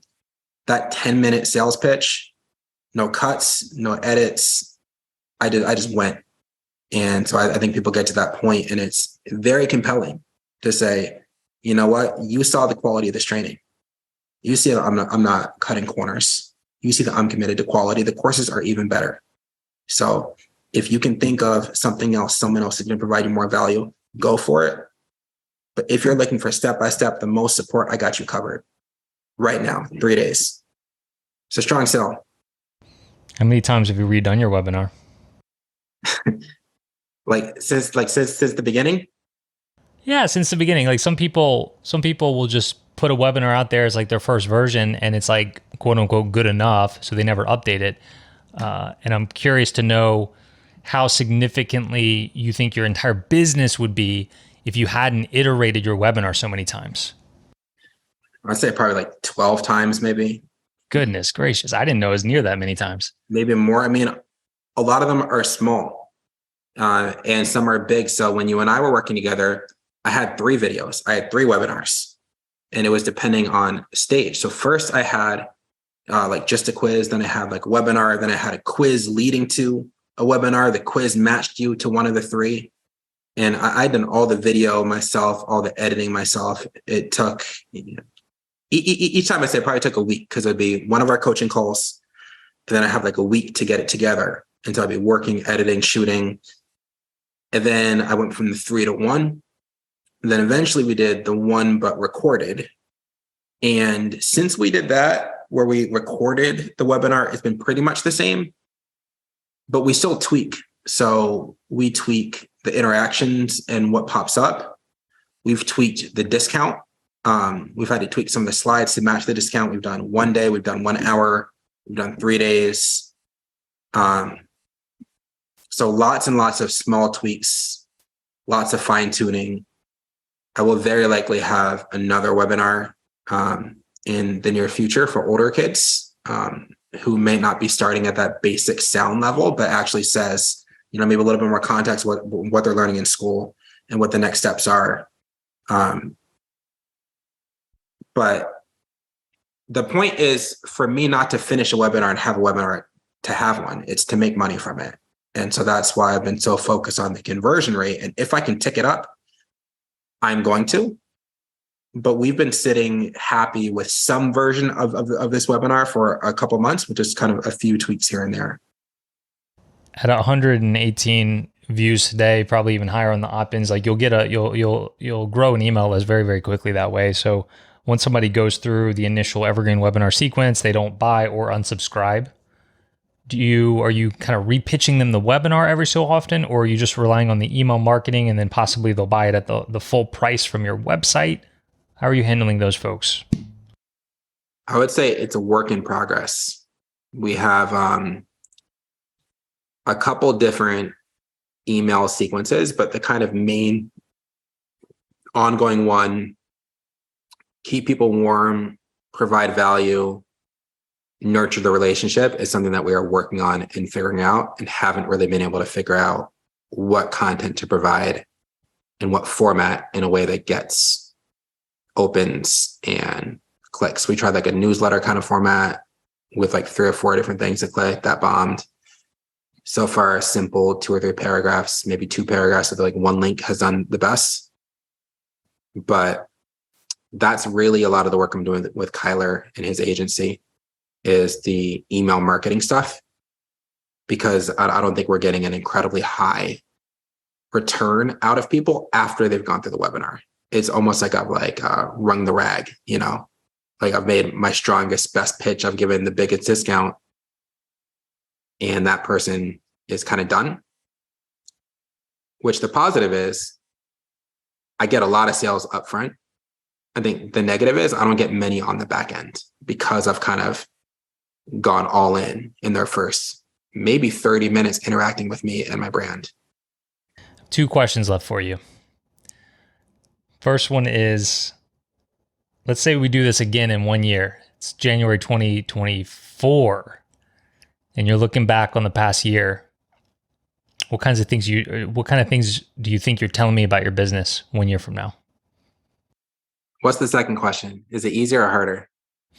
It depends. It's a question that I crafted just for you because I think you can handle it, or I think that you would possibly even want to handle it. But the second question is going to be, if you were me, what's the last question you would ask to you? Yeah, okay. I was looking for a point in this interview where I could tell people to burn the bridge. Anyone who hadn't heard me say that before, I wanted to make sure they knew, burn the bridge, go all in. Unless you can't, in which case quit now. So I'll just say that. No, you got to explain what that means. Because I know you hit on it last time you came on, but that's certainly a key piece to your particular story and a key message that you have for other people, which, we've talked about this at length, both like on podcast and off podcast. And it's not something I am as bought in on as you are, but you're very bought in on it. So why don't you explain it for folks? Yeah. This might be the question that I ask. So I might finish with the final question. And it might sound something like, has your advice to beginning course creators changed in the last year or so since you told them that they should burn the bridge? And can you talk a little bit more about that? I'd say that's a great question, Jacques. Yes, I can. I think a lot of people go halfway in. A lot of people make excuses for why they fail. They don't take responsibility for their actions. They give themselves an excuse to lose before they start. And because of that, they're ensuring that it is not going to work. I think it is the exception. It is the rare case when someone occupies 2 mental spaces and is still able to give it 110% and to do the work they need to be great. I'm not saying to get a business off the ground. I'm saying to be great. I think it takes commitment. And, there is the practical argument of you can say, okay, going all in, fully committing, burning the bridge does give you a better chance to succeed. I would say that is practical. Like, you are not going to do worse at the thing you're going for when you commit. You may fail and you may have less to fall back on, but you're not going to do worse at the thing you're going for by having more commitment, harder work. And then there's like the kind of more spiritual side of it, which is just like, if you believe in energy, if you believe that there's something else in the universe, then you need to know that your thoughts matter, that what you think informs what you do, and what you do informs your results. And we can't talk about my business or the success or whatever it is that feels like a success podcast. In like this case today, without talking about my mindset and my mentality going in, which I think is just so different. There's people who our accounts were in the same place a year ago, And now I have 250,000 followers on that, and probably 500,000 in sales on that. It's a mindset, and it's a mindset of like, this is what I'm going to do. I'm going to fully commit. So when I say I've hired 3 full-time employees with benefits, like, can I afford that right now? Maybe, but I am betting I can over the next 6 months. Like, that's the bet that I'm making. I made a bet when I quit my job that I was going to make money. Nothing to fall back on. I made a bet when I brought people on as contractors, I'd be able to pay them each month. I made a bet when I hired people as employees that the extra work, the extra push would help us get the competitive edge that we need in the space, would help us get the work done, would free up my time in a way that we can keep growing. And time after time, and over the last year, I've had to have honest conversations with myself of like, am I still that dog? Like, do I still have it in me? Do I still believe the way I believed in February of 2021 when I came up with the idea, when I was convinced this was right? And so the idea is, if you actually believe in yourself, if you actually believe it's true, it's almost like a trust fall. If you think the person behind you is going to catch you, then you behave differently than if you're unsure. And it's not just a do you believe, but it's a are you the right person, right? Do you have the unique value proposition? Like, are you the right person for the market? Are you actually offering something people want? Have you done your market research? Do you have a competitive price, a good offer? Do you have the funnel? All that stuff. I think that's all what you've outlined on this podcast perfectly. And what I was missing with my business was you. It was someone to say, okay, here's the technical pieces. Here's how you set up a funnel. Here's how you get all that. I was not missing the mindset. And I think a lot of people have the technical part, but they don't have the mindset. And they can look at my content. They can try and copy it. They do. I have several accounts who are copying and reposting, repurposing my stuff, expecting to grow. And it's not going to work because they don't have the mindset. They don't have the energy. And everyone who's great, everyone who has great things. I'm not saying I'm doing great things now. I aspire to do great things. If we get to where I want to go to in 2024, that will be great. This isn't great now. But everyone who aspires to it, you have to have a mentality that says, I'm going to go all in. I am going to burn the bridge. And that's my advice. So I would say, like, people from our coaching cohort, people probably in your current coaching cohort, people who follow me and ask for business tips. I offered free coaching to people online, free business coaching, free. And I'm pretty good at it. Like, I'm new, but I am pretty good at it. There's like 20 people who are like, I'm interested. I send a video like, hey, here's my personality. I'm going to give you honest, real feedback to get better. That 20 drops down to 9. It's like those 11 are bullshitting. They're not serious about their business.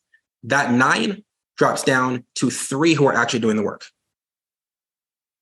Free, as much as you want. And that 3 drops down to only 1 who's consistently getting it done week in and week out. That is 1 out of 20. And that one person burned the bridge. She's burnt it and she's winning.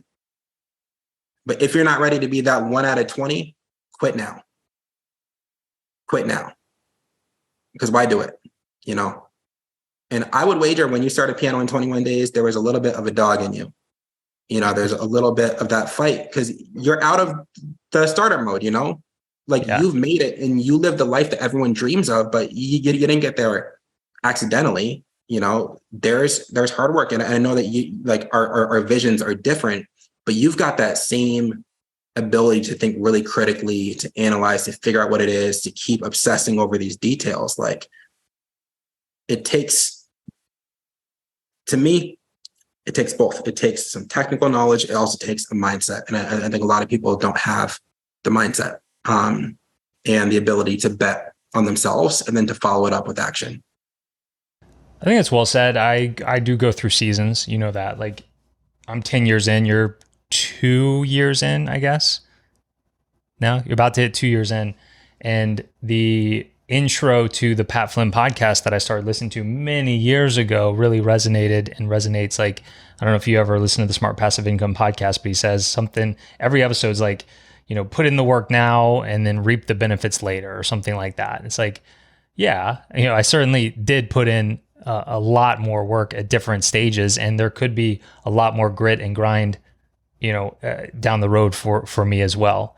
But that's, certainly where you are now, and maybe it'll be where you always are going forward. Who knows? Everybody's different. But your top advice, it sounds like it's still to burn the bridge. It is, with the caveat of quit. I think the majority of people should quit. If you're that 1 in 20, I think burn the bridge. And the alternative is what? Like, if they quit, just go do whatever you were doing before. Yeah. Just go back to your life. This is where there's the Spencer that you see on social media, who's kind and loving and encouraging. There's the Spencer that you see here, who's running a business, which is look at your life, look at your past, look at your history. And what we know is the best predictor of your future is your past. If you start a bunch of stuff and quit, you are likely to start a bunch of stuff and quit. That's what it is. If you wake up at 8 o'clock every day, you're likely to wake up at 8 o'clock. If you go to bed at midnight, you're likely to go to bed at midnight. I'm not putting positive or negative on this stuff. I'm just saying this is what it is. We're likely to do tomorrow what we did today. So if you look back on your life and you have a history of starting things and stopping things, you either need to decide, I'm going to burn the bridge, I'm going to fully commit, I'm a different person right now, or you should quit because you're just going to do the same thing you did before. Just get it done with now. If you look back at your life, you've half-assed things, you haven't been successful, you haven't really won, nothing's going right for you. Again, you got a decision. Just guess, hope that this is going to be different than everything else in your life, or quit. And if you're at the point where I'm not going to quit, either I look back at my life and everything I do, I win. Everything I do, I push through, and I will push through this too. Burn the bridge. Or you look back and you say, you know what? It doesn't matter what happened in the past. I'm a different person. This is a new year. I'm ready to go. Then burn the bridge, give it a shot. Because if you fail, at least you fail and you look at yourself in the mirror, you say, you know what? I did my best. I tried hard. If we sold this house, I'd say, you know what? At least I went for something. Majority of people die unhappy, alone, wishing they had done something in their life. At least I gave myself a shot. But I was not going to die doing the same shit every single day without actually stepping out and taking a chance. So that's my advice. Either quit now, or burn the bridge. You got to do something though. You can't just keep listening to episode after episode of this podcast thinking something's going to flip the switch for you. You got to flip that switch yourself and get it done. Don't let anybody ever try to tell you that you sugarcoat things. Do you still want me to answer your other question? If you, I'll leave that to you if you want to. Yeah, I think I can hit it pretty quickly. 2024, here's my thought on the business.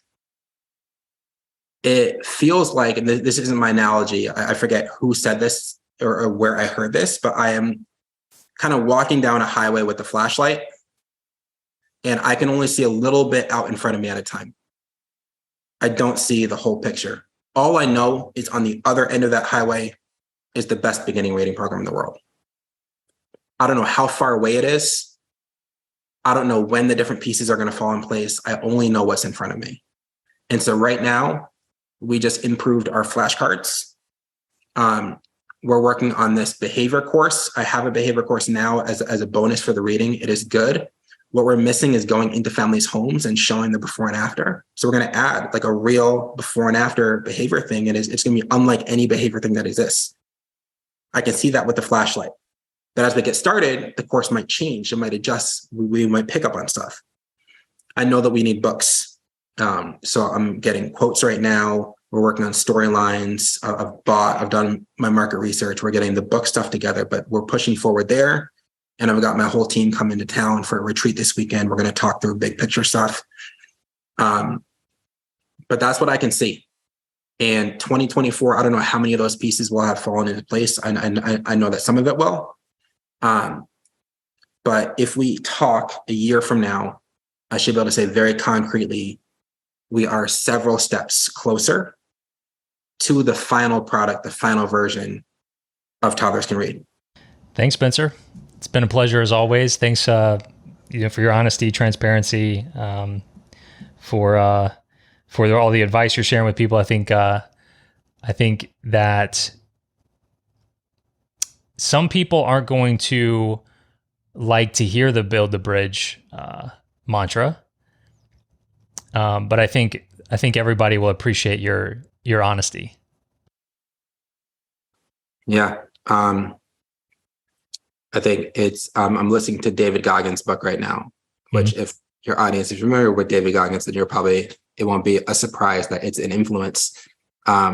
He says, I'd rather you hate me and get better than like love me and stay the same. And I'm not on his level by any means. He's a big role model for me. But ultimately, it's the same thing. Like when you hear truth, when you hear hard information, there's a decision of, do I not listen to this because it's hard to hear, or do I stop and think, are they right?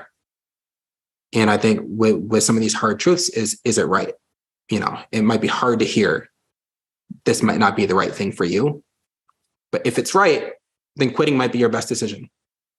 And it might be hard to hear that you need to commit, but if it's right, then committing a little bit more could be the difference between, listening to another episode of the podcast and actually going out and getting your dream.